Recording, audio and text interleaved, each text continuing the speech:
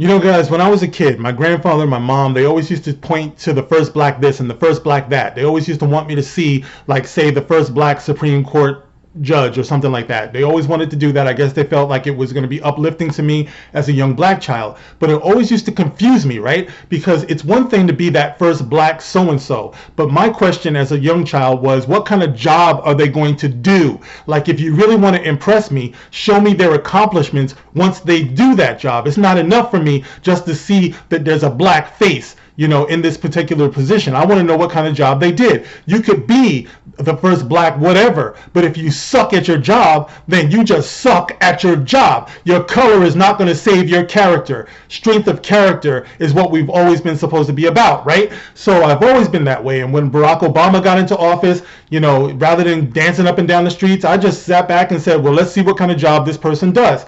This has always been met with a little bit of aggression in the black community, because we're just supposed to be happy to be making these strides. And I do understand that, but you also have to hold yourself to a higher standard. You know what I mean? Now, here we have a perfect example of what we're talking about here, and I'm going to talk about Cori Bush. All right, what's up, guys? This is the Gospel According to Mark with a C. He is I, and I am he. Just taking some time to tell you exactly what's on my mind. Thank you for joining me once again, my friends. And yes, in the thumbnail, you see Cori Bush. You might have thought it was James Brown by the looks of her, but no, it's Cori Bush. And yesterday, Cori Bush decided she was going to release a tweet on the 4th of July, 2021. And what did she say? Being the ray of light and hope and optimism that she is, this was her message to Black America on the 4th of July. Cori Bush tweeted out, and I quote, "Huh! When they say the 4th of July is about American freedom," no. "Girl, when they say the 4th of July is about American freedom, remember this. The freedom they're referring to is for white people, girl. This land is stolen land, and black people still ain't free. Living in America.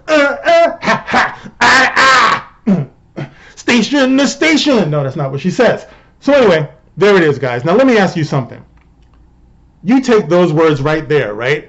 And you put them in the mouth of your favorite Southern Republican white male, right? Try it out that way.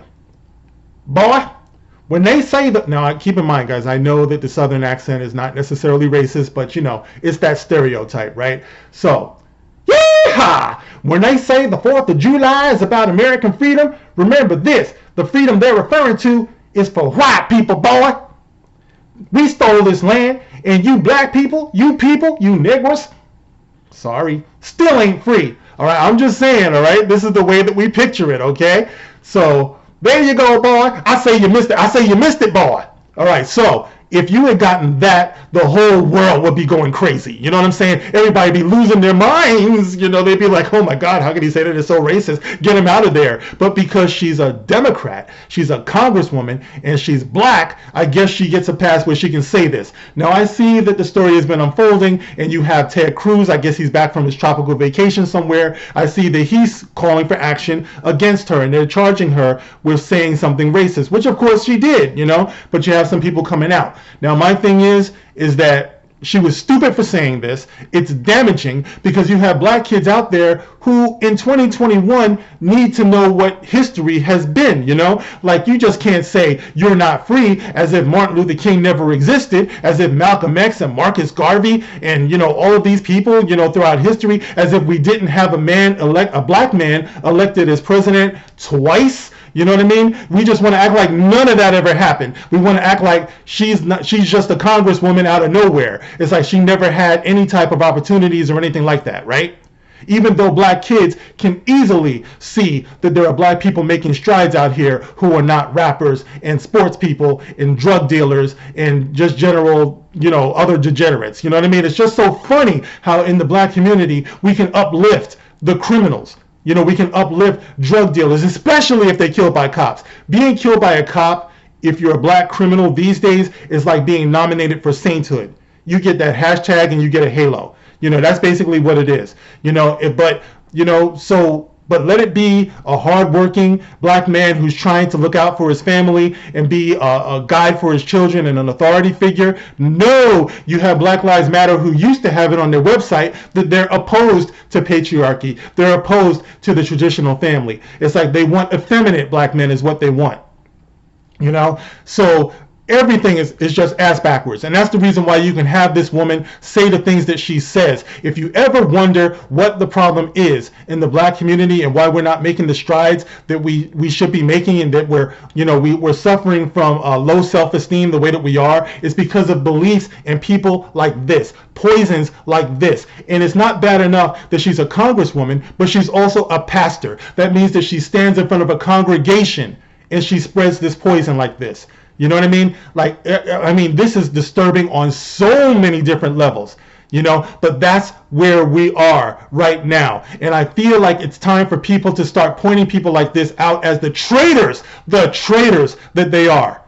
All right? Because that's all it is. It's like you're killing the spirit of people, especially children.